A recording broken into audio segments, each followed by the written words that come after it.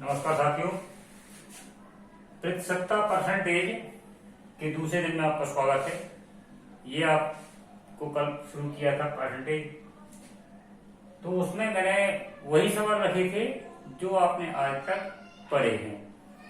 जो आज तक पढ़े हैं मतलब जो आपने 10वीं 12वीं या 12वीं में कहाँ आपको मिला होगा, 8वीं 10वीं में जो आपने सवाल पढ़े हैं, तो आपको प्रतिशतता से जोड़ने की कोशिश की थी। कुछ सवाल आज भी उस तरीके में बताऊंगा ताकि आप थोड़ा रूटीन में आ जाएं। इसके बाद शुरू करूंगा कि आपको कंपटीशन के किस किस प्रकार के सवाल आते हैं, किस किस प्रकार से बनते हैं, सारे के सारे सवाल करवाऊंगा। उसके पहले थोड़ा कहते हैं ना, वो गाड़ी नहीं आती तो उसको रमा करना पड़ता है। यहाँ रमा हो रहा है, अपन प्रतिशतता में अभी प्रवेश कर रहे हैं। तो प्रतिशतता में प्रवेश करते हैं और 2-4 सवाल आपको बताते हैं ताकि आप भी फ्लो में रूटीन में थोड़ा सा आए। देखिए, पहला सवाल लेता हूं। 240 का कितना? 240 का 5.6% है, ठीक है, भागे 480 का 0.3%। इसको आप सॉल्व करना है, ठीक है। इसको आपको निकालना है कितना होता है। तो देखिए, आपने इस तरीके के सवाल सॉल्व किए हैं। का से मतलब क्या होता है? गुणा। मैंने बताया था का से मतलब क्या होता है? गुणा। तो 240 का कितना? 5.6%। आप प्रतिशत का चिन्ह हटाएंगे, नीचे 100 लग जाएगा।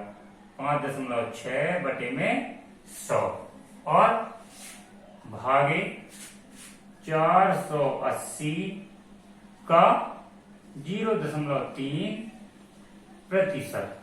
ठीक, देखिए, जब आप इस दशमलव हटाएंगे तो एक जीरो और आ जाएगा, इधर दशमलव हटाएंगे तो एक जीरो और आ जाएगा। आप चाहें तो एक जीरो से एक जीरो कट रहा है, यहां भी आपका एक जीरो से एक जीरो कट रहा है। अब इसको आगे हल करते हैं। अभी और भी कट सकता है ये। 24 से ये आपका 100 कटेगा और 56 से भी 100 कट जाएगा आपका, लेकिन नहीं काटेंगे क्योंकि अनुमानों में ये आपका आगे इकट्ठा कटने वाला है ना। आपको भी दिख रहा होगा, यहाँ 24 लिखा, यहाँ 48 लिखा, कटने वाला है। यहाँ 100 लिखा, ये 100 लिखा। चलिए आपको करके दिखाते हैं। 24 गुणे 56 बटे 100। भाग का उल्टा आपका गुणा हो जाता है, और जब भाग का उल्टा आप गुणा कर देते हैं तो संख्याएं आपकी बदल जाती हैं। नीचे का 100 ऊपर पहुंच गया, ऊपर का 48 गुणे 3 नीचे आ गया, ठीक है ना। भाग का उल्टा गुणा होता है, और जब भाग की जगह आप गुणा का चिन्ह उपयोग करने लगते हैं तो आपकी बटे की संख्या पलट जाती है। यहाँ आपका 100 था, ये ऊपर पहुंच गया और 48 गुणे 3 नीचे आ गया। अब आप इसको आराम से काटिए। 100 से आपका 100 गया, 24 से आपका 48 दो बार गया, ठीक है। 2 से आप 56 को भी काट लीजिए, आपका इधर आया 28 दूनी 56, ये हो जाएगा आपका 28 बटे 3। यही आपका उत्तर है। आगे आप हल करना चाहें तो थोड़ा सा और भी आगे हल कर सकते हैं। 3 नम 27 आया 1, 3 तिरका 9, फिर 1, 3 तिरका 9। आप चाहें तो इसे भी उत्तर लिख सकते हैं। दोनों ही आपके उत्तर हो गए, ठीक। आपको सवाल समझ में आया होगा। चलिए आप भी लगाते जाइए साथ साथ और नोट्स बनाते जाइए, क्योंकि ये नोट्स आपका जब परीक्षाओं का समय नजदीक आता है, जिस चीज का भी आप टेस्ट देंगे, तो आप मेरे बनाए नोट्स का सिर्फ एक एक सवाल पढ़ लीजिएगा। एक एक सवाल पढ़ने से किसी भी प्रकार का सवाल आएगा आप हल करेंगे। चलिए दूसरा सवाल लेता हूं। दूसरा सवाल है अपना क्या? 192 का 12.5%। ठीक, 192 का 12.5% बराबर क्वेश्चन वाचक चिन्ह का कितने प्रतिशत? 50%। देखिए सवाल को समझिए। 192 का 12.5% काहे के बराबर है? किसी अज्ञात संख्या, जिसको हमने क्वेश्चन वाचक दिया है, किसी अज्ञात संख्या के 50% के बराबर है। तो जो अपने पास दिया है, पहले तो अपन को हल उसको करना है। क्या? इस तरफ अपनी ज्ञात संख्या है, इस तरफ अज्ञात राशि है, तो पहले ज्ञात कर लेंगे, इसके बाद अज्ञात निकाल आएंगे। 192 का 12.5% प्रतिशत रखा है, नीचे 100 आया, आपने दशमलव हटाया, एक जीरो और बढ़ गया। देखिए आपका इस तरफ है का 50%। आप जानते हैं 125 का भाग जब 1000 बनेंगे तो आपको कितनी बार जाएगा? 8 बार। ठीक, 8 से आप 92 को काट दीजिए, 8 एकम 8 हो जाएगा, 8 दूनी 16 बचा 3, 8 चौको 32, ये आपको हो जाएगा 24। ठीक है ना, इधर बचा आपका 24 बराबर ये आपको क्वेश्चन मार्क का कितना परसेंट? 50%। देखिए यहां से आप सवाल को समझने की कोशिश करिए। 24 बराबर काहे के है? किसी संख्या के 50% की, किसी संख्या का 50% 24 के बराबर है। ठीक है, तो संख्या क्या कहलाएगी? किसी संख्या का 50% अगर 24 है। ठीक है, तो आपको दिमाग में आ गया होगा कि उत्तर यहाँ क्या है, लेकिन हम करके ही दिखाएंगे। किसी संख्या का 50%, मैंने इसको इस तरफ लिख दिया, बायां तरफ 24 है, तो किसी संख्या का 50% ही निकाल लो, परसेंट हटाया बटे में 100 आया, ये हो गया आपका 24। आगे आप इसको हल करेंगे, किसी संख्या बराबर क्या हो जाएगा आपका 24 गुणे 100 बटे 50। आपने उस तरफ कर दिया इसको, 50 बटे 100 को 100 बटे 50। आप इसको काट देंगे, 50 का भाग 100 में 2 बार चला जाएगा, और 24 दूनी 48। आपकी वो संख्या 48 है जिसका 50% 24 आ रहा है। 48 का 50% 24 आ रहा है।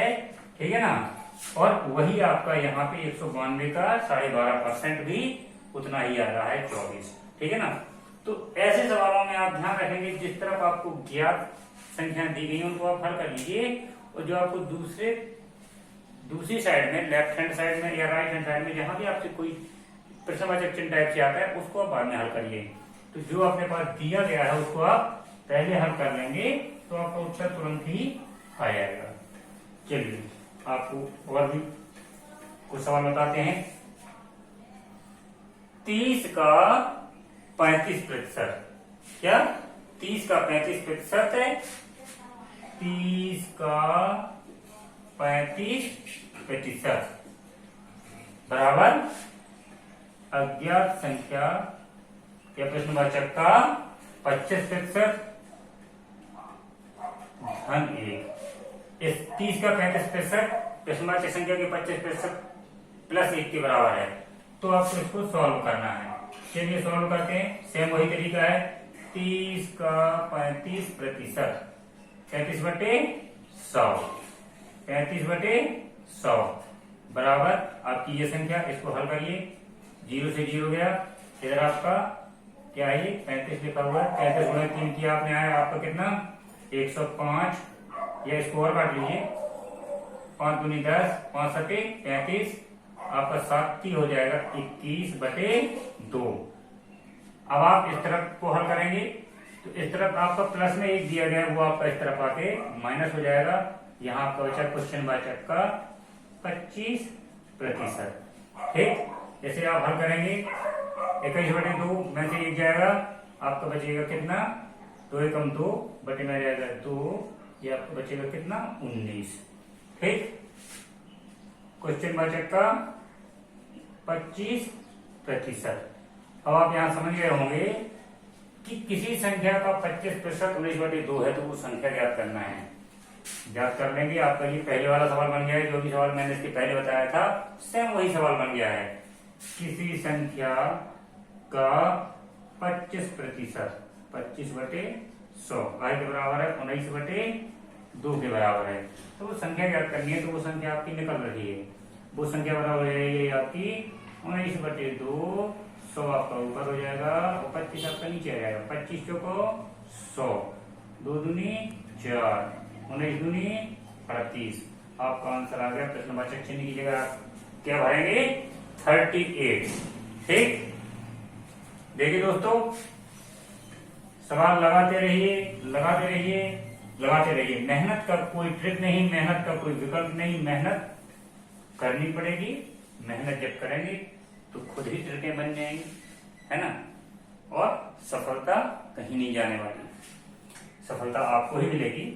देखिए अगला प्रश्न लाया हूं, 50 या 5% का 3% कितने प्रतिशत होता है।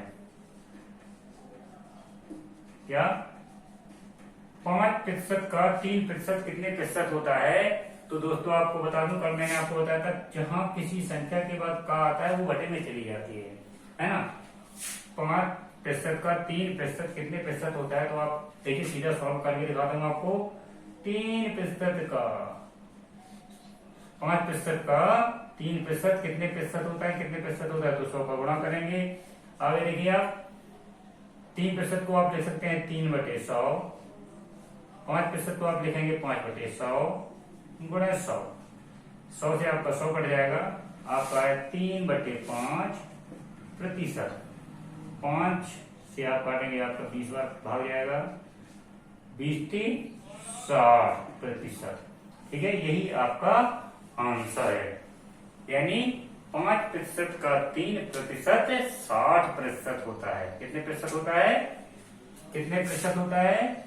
60% होता है। यही आपका आंसर है। यह आपका बहुत अच्छा प्रश्न है। आपको जब आप परीक्षाओं के प्रश्न पत्र देखें, अनसॉल्व देखें, तो आपको ये कहीं ना कहीं दिखने वाला है। अगर नहीं दिखने वाला तो आगे चल के दिख जाएगा, क्योंकि अच्छा सवाल है ये। चलिए एक और बहुत अच्छा सवाल लेके आया हूं, बताता हूं आपको। 70 के, बहुत बढ़िया सवाल है, बहुत सुंदर। 70 के 5वें के 4 गुने क्या? 70 के 5वें के 4 गुने, या क्या कर लीजिए 70 के 5वें का 4 गुना, ठीक है, 112 के 7वें के 5 गुने से कितने प्रतिशत कम है? से कितने प्रतिशत कम है? आप सवाल देखिए, सवाल बहुत अच्छा है ना। सवाल देखिए, आप जब सवाल को पढ़ लेंगे 2 बार तो आपसे बन जाएगा। 70 के 5वें का 4 गुना 112 के 7वें के 5 गुने से कितने प्रतिशत कम है?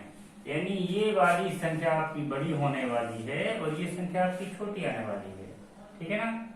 70 के 5वें का 4 गुना 112 के 7वें के 5 गुने से कितने प्रतिशत कम है? चलिए पहले इनको निकाल लेते हैं। क्या रहा है? ये कह रहा है कि 70 क्या 70 के 5वें, 5वें का मतलब होता है 70 का 5वां हिस्सा, 5 से भाग दे देंगे।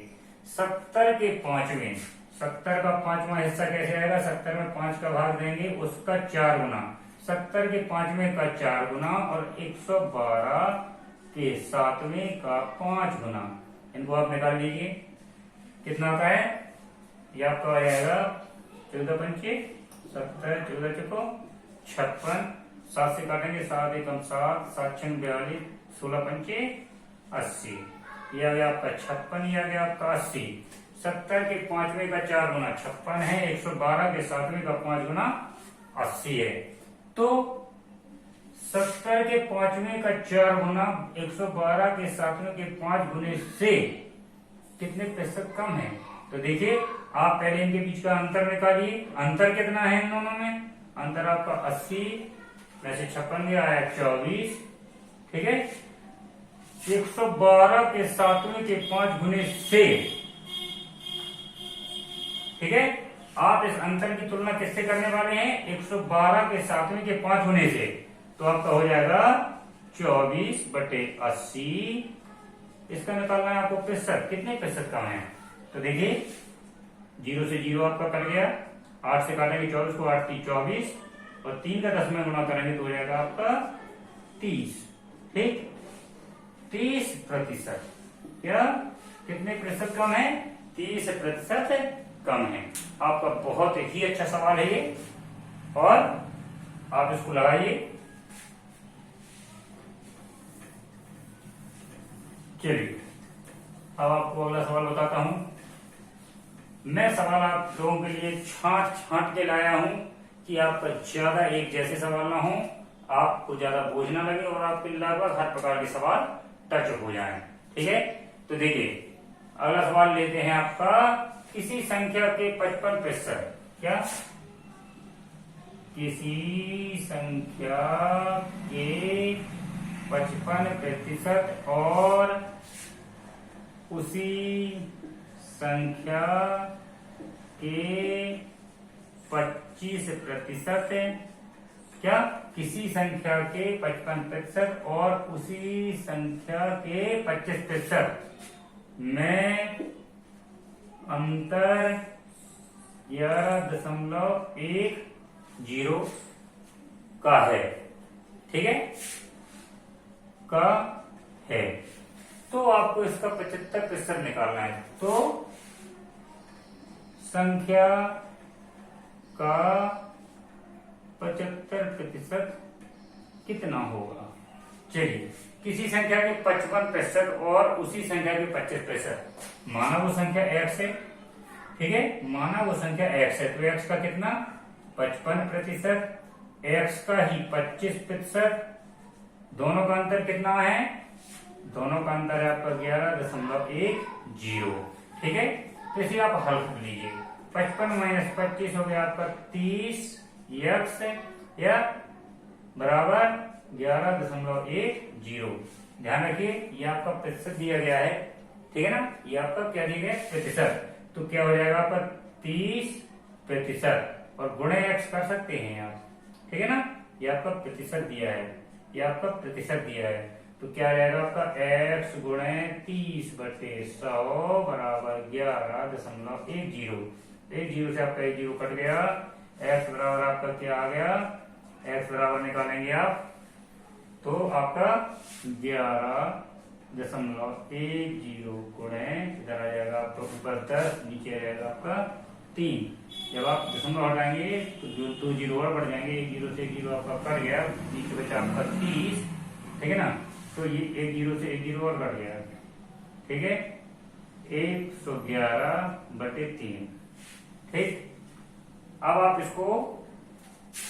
इसका आपको निकालना कितना है? x आपका आ चुका है, इसका आपको निकालना है 75%। तो इसका 75% कितना होगा? इसका आपको निकालना है 75%। तो इसका 75% 111/3 का 75% कितना हो जाएगा? ये आया 25, 25 चौको 100, 4 का भाग लगाइए आप 111 में, कितनी बार जाएगा? 4 दूनी 8। ठीक है, 4 दूनी 8 बचा 3, 4 सत्ते 28। ठीक, आपने यहां भाग दिया 11 में, 4 दूनी 8 बचा 3, 4 सत्ते 28, बचा फिर से 3। ठीक है, दशमलव लगाया, 0 बढ़ा, 4 सत्ते 28। ठीक है, और आपका बचा 2, 4 पंचे 20, यानी आपको उत्तर आया 27.25। 75% कितना है? 27.25%। ये आपका उत्तर हो गया। ठीक, चलिए आपको जल्दी जल्दी 1-2 सवाल और बता दिए जाए। ये भी आपका बहुत अच्छा सवाल था। ये सारे के सारे सवाल आपके बहुत अच्छे हैं। बाकी आप और भी सवाल जो आपके दिए हों आप लगाते रहिए। अगर कोई परेशानी आती है तो आप संपर्क कर सकते हैं, कमेंट बॉक्स पे लिख सकते हैं। मेरा पर्सनल नंबर भी आप उपयोग में ला सकते हैं, तो वो आपको हम यहाँ वीडियो बना करके सॉल्यूशन भेजेंगे। ठीक है, देखिए आपको अगला प्रश्न बताते हैं। क्या 80 का 7.2%? क्या एक और सवाल हल करवा दूं? 80 का 7.2%, लेकिन अंडर रूट 80 का 7.2% ये निकालना है। चलिए निकालिए। 80 का 7.2% कैसे लगाया? नीचे 2 आ गया, दशमलव हटाया 0 आया, ये आपने काट दिया, क्या आया? इधर हो गया आपका 8 से, फिर काटिए इसको, इधर आया आपका 2 से काटिए, 2 चौको 8, इधर आया आपका 50, 2 से काटिए आया 2, इधर आया 25, ऊपर आपका आ गया 2 गुणे 72, नीचे आया 25 बराबर 72 दूनी 144 बटे 25, बाहर निकल के आ जाएगा आपका 12 बटे 5, ठीक, 12 बटे 5। आपका आंसर यही हो गया। आप चाहें तो 5 का भाग भी दे सकते हैं, ठीक है ना। अगर आप 5 का भाग दे देते हैं तो कितनी बार जाएगा, 5 दूनी 10 दशमलव 5 को 20, 2.4, ये आपका आंसर हो गया। या 12 बटे 5 आप डायरेक्ट लिख दीजिए, ये भी आपका आंसर हो गया। चलिए ठीक है, देखिए अगला सवाल।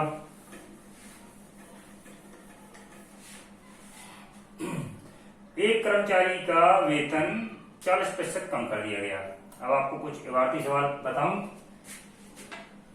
एक कर्मचारी का वेतन 40% कम कर दिया गया। क्या? 40% वेतन कम कर दिया गया कुछ दिन बाद या कुछ महीने बाद, ठीक है, कुछ महीने बाद उसका वेतन कितना 50% बढ़ा दिया। उसका वेतन, ठीक है, पहले 40% कम कर दिया और कुछ महीने बाद उसका वेतन 50% बढ़ा दिया, ठीक है, ठीक है। उसको कितने प्रतिशत का लाभ या हानि हुई, यही आपको ज्ञात करना है, ठीक है। किसी कर्मचारी का वेतन पहले तो 40% कम कर दिया, इसके कुछ दिनों बाद ही उसका 50% वेतन बढ़ा दिया। तो पूछ रहे हैं कि 40% कम किया है, 50% बढ़ाया है, तो उसको लाभ हुआ है या हानि हुई है। और जो भी हुआ है लाभ या हानि, तो उसको आप बताइए। देखिए, अगर उस कर्मचारी का वेतन शुरुआत का माना जाए तो किसी का भी अगर मानते हैं जहां से अपन शुरुआत करते हैं तो 100 माना जाता है, ठीक है। अगर उसका वेतन 100 था तो 100 का 40% हमने क्या कर दिया, कम कर दिया। 40% कम कर दिया तो कितना आ गया, 60। 100 का 40% पहले इनने कम कर दिया तो आ गया 60। फिर कह रहे हैं 50% बढ़ा दिया, तो भाई 60 का 50% बढ़ा दिया तो 50% निकाल लो कितना होता है। 1 0 2 0 कट गया, ये आपका कितना आया 30। 60 का 50% बढ़ा भी दिया इनने तो आता है 30। तो टोटल कितना हो गया, 60 धन 30 हुआ 90। 50% बढ़ाने के बाद भी 90 ही तो हुआ है, जबकि शुरुआत में तो उसका वेतन 100 था। तो उसको लाभ हुआ कि हानि, तो आपका 100 माइनस 90 बराबर 10। तो 100 की तुलना में 10 आया है। 100 था पहले, अब उसका 90 हो गया है, घटा दिया फिर बढ़ा दिया फिर भी 90 आया है। तो अंतर कितने का है, 10 का। तो कितने प्रतिशत का लाभ या हानि हुआ है, स्पष्ट दिख रहा है कि 10% की हानि हो गई, क्योंकि 100 से वेतन 90 पे ही पहुंची है। घटा भी दिया बढ़ा भी दिया फिर भी हानि ही हुई, वो भी कितनी, 10% की। चलिए एक दो सवाल और भी आपको बताने हैं। अभी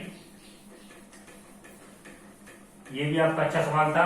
अभी आपको बहुत अच्छे अच्छे सवाल बताने वाला हूं। इस सप्ताह में जितने अच्छे से अच्छे सवाल हो सकते हैं वो सब बताएंगे, ठीक है। देखिए एक प्रश्न लिखते हैं, किसी शहर की जनसंख्या में 4%, क्या किसी शहर की जनसंख्या में 4%, क्या 4% वार्षिक दर से वृद्धि हो रही है। 4% वार्षिक दर से क्या हो रहा है, वृद्धि हो रही है। 4% वार्षिक दर से वृद्धि हो रही है। यदि वर्तमान जनसंख्या, ठीक है, वर्तमान जनसंख्या कितनी हो, वर्तमान जनसंख्या 15,000 है या हो, तो तो दो वर्ष बाद जनसंख्या कितनी होगी? 2 वर्ष बाद जनसंख्या कितनी होगी, ये उन्होंने पूछा है। देखिए बहुत अच्छा सवाल है। इस सवाल को लगाने से पहले मैं आपको एक चीज बताना चाहता हूं कि अगर ये किसी भी उत्तरोत्तर वाला पूछ लिया है, किसी शहर की जनसंख्या में 4% वार्षिक दर से वृद्धि हो रही है, प्रति वर्ष हो रही है 4% वृद्धि। अगर इस तरीके का सवाल आपका चाहे जनसंख्या का हो या किसी वस्तु का मूल्य बराबर बढ़ रहा हो, है ना, कोई भी चीज अगर आपकी कंटिन्यू इस तरीके से बढ़ रही है या घट रही है तो उसके लिए एक सूत्र होता है, वो आप अच्छे से देख लीजिए, आप कभी गलत नहीं करेंगे। देखिए अगर वृद्धि आती है, क्या आती है? वृद्धि। यहाँ पे जनसंख्या 4% वार्षिक दर से वृद्धि हो रही है, तो वृद्धि के लिए सूत्र देख लीजिए। वृद्धि में भी आप 2 भागों में बांटेंगे। वृद्धि में भी पूछ सकता है कि आपकी अगर 4% वार्षिक दर से बढ़ रही है तो 2 वर्ष बाद क्या होगी। वृद्धि में भी आपके 2 तरीके से प्रश्न पूछ सकता है, 2 वर्ष बाद या 3 वर्ष बाद, 5 वर्ष बाद कितनी होगी जनसंख्या। तो उसके लिए सूत्र होता है जनसंख्या, क्या, वर्तमान जनसंख्या जो यहाँ पे अपन को दे रखी है ने, बाद में पूछा है तो बाद के लिए क्या होगा, सूत्र जनसंख्या गुणे 1 धन दर बटे 100 की घाते समय। 1 साल 2 साल जितने साल भी हो, समय की घात चढ़ा देंगे, उसको हल कर देंगे। अगर प्रश्न बाद वाला पूछा है तो आपका ये है, और पहले वाला पूछा हो कि अगर इस दर से जनसंख्या बढ़ रही है, वृद्धि होनी चाहिए, वृद्धि, तो अगर आपकी वृद्धि हो रही है तो, और बाद वाला प्रश्न पूछा है तो आप इसे, और पहले वाला प्रश्न पूछा है तो कोई अंतर नहीं है, जनसंख्या जो कि क्यों, जनसंख्या का गुणा, ठीक है ना। यहाँ आपको क्या करना है, जनसंख्या में इसी संख्या का उठा के दे देना भाग 1 धन दर बटे 100 की घाते समय। जिस चीज का यहाँ गुणा किया उस चीज का यहाँ पे भाग। अगर बाद वाला प्रश्न पूछा है तो गुणा, और पहले वाला तो आपको भाग दे देना, आपका उत्तर आ जाएगा। साथियों एक चीज और मैं आपको बता दूं, अगर ये वृद्धि वाला प्रश्न आता है तब आपको ऐसा करना है, अगर यहाँ पर उत्तरोत्तर किसी वस्तु की कीमत गिर रही हो, है ना, वृद्धि ना हो, क्या हो रही हो, हानि हो रही हो, उत्तरोत्तर हानि हो रही हो किसी वस्तु के मूल्य में, या कहीं की जनसंख्या बराबर 5% लोग हर साल मर रहे हो, तो इस तरीके का अगर प्रश्न आता है तो देखिए 2 कंडीशन इसमें ही बनती हैं। हानि बराबर, मान लीजिए 5% की दर से बराबर किसी जगह की जनसंख्या कम हो रही है, तो 5 वर्ष बाद कितनी होगी या 5 वर्ष पहले कितनी होगी। तो देखिए यहाँ 5 वर्ष बाद और पहले दोनों कंडीशन सेम टू सेम बनेगी, अंतर सिर्फ इतना हो जाएगा, हानि वाले प्रश्न में इधर ये माइनस आ जाएगा, इधर ये माइनस आ जाएगा, और सेम आपका सूत्र ज्यों का त्यों। ठीक, वृद्धि वाले में यही आपके सूत्र हैं, यहाँ प्लस था, और हानि वाले में यही आपके सूत्र है, माइनस हो जाएगा। अगर आप इनको याद करना तो ज्यादा अच्छा होगा, ये आपके बहुत ज्यादा उपयोग में आने वाले हैं। चलिए यहाँ आपको बता दूं, आपका कौन सा सूत्र करना है, वृद्धि वाला है, वो भी बाद का पूछ रहा है, ठीक है ना। वर्तमान जनसंख्या दी हुई है तो 2 वर्ष बाद, यहाँ बाद पूछा है तो बाद वाला सूत्र लगाएंगे। आप जानते हैं वृद्धि के लिए क्या सूत्र लगता है, पहली बात तो वृद्धि, और दूसरी बात बाद में पूछा है, ठीक है ना। तो बाद के लिए आप मालूम है, जनसंख्या का गुणा काहे में होता है, जनसंख्या का गुणा होता है, वर्तमान जनसंख्या जो दी होती है उसका गुणा किया जाता है 1 धन दर बटे 100 की घाते समय, ठीक है। ये आपका जनसंख्या कितनी दी गई है, 15,000, 1 धन 4 बटे 100, 2 वर्ष बाद है, समय 2 वर्ष है, तो आप यहाँ 2 की घात 4 दीजिए। चलिए इसको हल करते हैं, कैसे, ये आपका हो गया 15,000, इधर आपका 100 एकम 100, धन 4 बराबर 100, 4 बटे 100 की घाते 2। अब आप इसे हल करेंगे कैसे, ये आपका हो जाएगा क्या, 15,000 गुणे 104 गुणे 104, 100 गुणे 100, दोनों को हमने अलग अलग तोड़ दिया, ठीक है ना। देखिए ये तो आपका कट जाएगा 1 0 2 0 3 0, 1 0 2 0 3 0, इधर बचा आपका 10, इधर बचा 15। इसे भी आप चाहें तो काट लीजिए, 5 दूनी 10 और 5 3 15, ये 3/2 इधर बचा। 104 गुना 104 क्या होता है? अगर आपने मेरा गुणा संबंधी जो शॉर्ट ट्रिक का वीडियो दिया था वो आपने पढ़ा हो तो उसमें वहां मैंने बताया था कि अगर 100 से कुछ संख्या अगर एक्स्ट्रा में है, 100 के नजदीक कोई संख्या है या 1000 के नजदीक कोई संख्या है, तो 1000 के नजदीक या 100 के नजदीक किस तरीके से 100 के ऊपर है या 100 के नीचे, तो 100 के ऊपर है। वहां मैंने शॉर्ट ट्रिक बताई थी, आप चाहें तो देख लेना, वो वीडियो आपके काम आएगा। इधर मैं आपको डायरेक्ट बता देता हूँ, आप कर लेना इसको गुणा। इसका आपका गुणा हो जाएगा, ये हो जाएगा आपका 3/2 या 3/2 और 104, 104 का गुणा कितना होगा? ये हो जाएगा आपका 4 चौको 16 और 104 में 4 और जोड़ दिया तो हो गया 108। ठीक, अब आप कर लेना, देख लेना मेरे वीडियो तो आपको समझ में आ जाएगा। ये 3 गुणे 2 से इसको काटा, 2 पंचे 10, 2 चौको 8, भाग में जाएगी 0, 2 अट्ठे 16, तो 3 से आप इसको गुणा कर दीजिए, 3 अट्ठे 24 की 4 या 24 पूरा आ जाएगा, 0 यहाँ पे, 3 चौको 12 की 2, 3 बचे 15 और 1 16, 16,224। ये आपका आंसर हो जाएगा। 2 साल बाद आपकी जनसंख्या 16,224 हो जाएगी। चलिए दोस्तों, सवाल तो अभी बहुत है बताने के लिए, लेकिन अगले वीडियो में बताऊंगा। और घर पे रहिए, सुरक्षित रहिए, कोरोना फैला हुआ है, तो अपने और अपने परिवार का ध्यान रखिए। नमस्कार, धन्यवाद।